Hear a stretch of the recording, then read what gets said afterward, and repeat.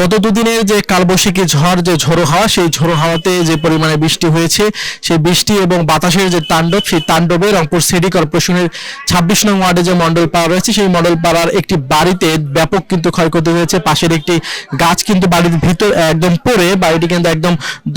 ধ্বংস হয়ে গিয়েছে। আমরা সেই ধ্বংস অবশেষে দেখানোর চেষ্টা করছি। এই বাড়িটির ভিতরে কিন্তু এই ঘরটির ভিতরেই কিন্তু পরিবারের ৩ সদস্য ছিলেন, যার মধ্যে দুজনেই একদমই গুরুতর আহত হয়ে বর্তমান রংপুর মেডিকেল কলেজ হাসপাতালে চিকিৎসাধীন অবস্থা রয়েছে এবং এখানে প্রায় ১৫ মাস বয়সী একটি বাচ্চার কিন্তু গুরুতর আহত হয় এবং তার যে পরিবারের যে বাকি যে সদস্য যারা ছিলেন, যে দুজন ছিলেন পরিবারের অভিভাবক, তারাও কিন্তু গুরুতর আহত হয়। দুজনকে কিন্তু মেডিকেলে নেওয়া হয় এবং একজন যদিও বা শারীরিকভাবে সুস্থ রয়েছেন এখন কিছুটা, তিনি কিন্তু বর্তমানে বাড়িতে রয়েছেন এবং ঠিক বেলা ১১টার দিকে আজকে যে সকালের নাগাদ যে মূলত যে বৃষ্টিপাতটি হয়, বৃষ্টি শুরু হয় এবং এই বৃষ্টি শুরুর সাথে সাথে যে বাতাস হয় সেই বাতাসে কিন্তু পাশে থাকা একটি বড় যে গাছ রয়েছে সেই গাছটি কিন্তু ভেঙে পড়ে এবং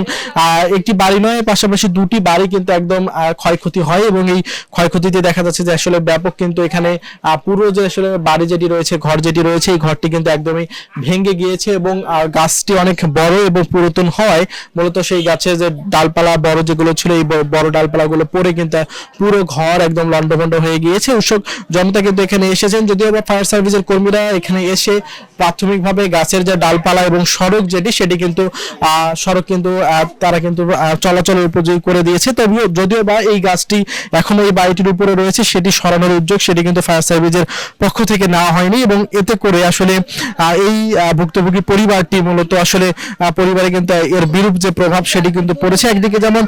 স্বজন অসুস্থ, সেই অসুস্থতার যে আসলে ক্ষত, সেই ক্ষতর চেয়ে আসলে বড় ক্ষত কিন্তু হয়ে দাঁড়িয়েছে আসলে বর্তমান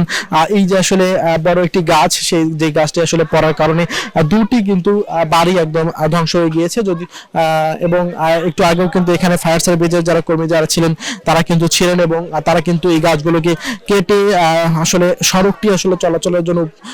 উন্মুক্ত করলেও আসলে বাড়ি থেকে কিন্তু এখনো গাছটি যে সরানোর যে উদ্যোগ সেই উদ্যোগ কিন্তু নেয়নি এবং এর মধ্যে পল্লী বিদ্যুতের যে লাইন যে মেরামত সেই মেরামতের কাজ চলছে এবং আমরা দেখেছি যে আসলে এখন থেকে প্রায় কিন্তু সকালের দিকেই মূলত এই ঘটনাটি ঘটে এবং সেই ঘটনাতে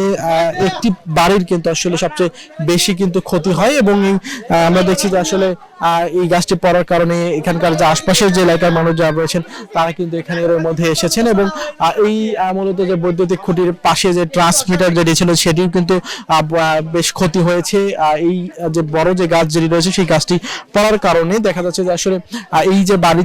যেটি ক্যামেরা চোখে দেখানোর চেষ্টা করছে, এই বাড়িটি কিন্তু একদমই সড়কের পাশে কিন্তু থাকা এই বাড়িটি কিন্তু একদমই কিন্তু বলা যায় যে ধ্বংস হয়ে গিয়েছে। আমরা এখানে একজন লোক রয়েছে, আমরা একটু আপনাদের সাথে কথা বলতে চাই যে কি গাছ ছিল আসলে, কখন পরে আপনারা? আমরা এখানে বিদ্যুতের লোক ভাই, আমরা বিদ্যুতের কাজ করার জন্য আসছি। এই এতক্ষণে আমরা যে লাইটটা চালু করবো, এই যে গাছ আসি দেখি ফায়ার সার্ভিস যেগুলো কাটাকাটি করছে আর সারাইছে, আমরা এখন আর কিছু বলতে পারি না। 1 ঘন্টা পর। ধন্যবাদ। দর্শক, আমরা কথা শুনছিলাম এখানকার পল্লী বিদ্যুতের যে লোক যারা রয়েছেন তাদের সাথে এবং যদিও বা আমরা স্বজন যারা রয়েছেন তাদের সাথে কথা বলার চেষ্টা করেছি, এই কথা বলার চেষ্টা করেছি আমাদের এই সরাসরি সম্প্রচারের আগেও এবং যদি বলে দেখি যে আসলে এই যে মূলত বাড়ি যেটি রয়েছে সেই বাড়িটির কিন্তু আসলে ব্যাপক কিন্তু ক্ষতি কিন্তু হয়েছে। আমরা দেখছি, আমরা একটু এই পাশে যেতে চাই। এই বাড়িটি যে বাড়িটি আসলে মূলত মেইন যে বাড়ি যেটি রয়েছে, যে বাড়ির মূলত গাছ এটি ছিল, এই বাড়িটাও কিন্তু দেখা যাচ্ছে যে আসলে একটি ঘর কিন্তু ধ্বংস হয়ে গিয়েছে এবং যদিও বা এই বাড়ির আসলে সাধারণ যারা মানুষ যারা রয়েছেন তাদের আসলে তেমন শারীরিক কোনো ক্ষতি হয়নি, আমরা সেটি কিন্তু সহযোগী এসে কিন্তু দেখেছি এবং পাশের যে বাড়ি সেই পাশের বাড়ির কিন্তু প্রায় 2 জন সদস্য কিন্তু গুরুতর অসুস্থ কিন্তু অবস্থায় কিন্তু এখন অবধি রয়েছে এবং যদি বলে রাখি যে আসলে এই যে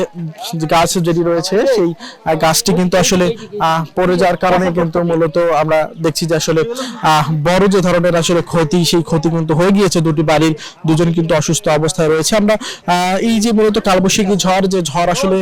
2 দিন থেকে কিন্তু শুরু হয়েছে এবং এই ঝড় আসলে কবে নাগাদ শেষ হবে সেটি যদিও বা আবহাওয়া অধিদপ্তর এখন অব্দি জানাতে পারেনি এবং গত 24 ঘন্টায় কিন্তু প্রায় আমরা লক্ষ্য করতে পেরেছি প্রায় 123.04 মিলিমিটার যে বৃষ্টিপাত সেটি কিন্তু রেকর্ড করেছে আবহাওয়া অধিদপ্তর। এবং যে কালবৈশাখী যে ঝড় সেই বৈশাখের শুরুর দিকে আমরা লক্ষ্য করছি যে আসলে এই ঝড়ের যে তাণ্ডব সেই তাণ্ডব কিন্তু সেটি কিন্তু আমরা লক্ষ্য করতে পারছি। আসলে রংপুরের অন্যান্য জায়গায় আমরা খবর নিয়ে দেখেছি এমন বড় ক্ষতির কিন্তু কোনো খবর পাওয়া যায়নি, তবে রংপুরের এই জায়গাটিতে কিন্তু বড় ধরনের একটি ক্ষতি হয়েছে। তো এই ছিল কিন্তু এখন অব্দি রংপুরে যে রবার্টসন গঞ্জ রয়েছে সেখান থেকে সর্বশেষ।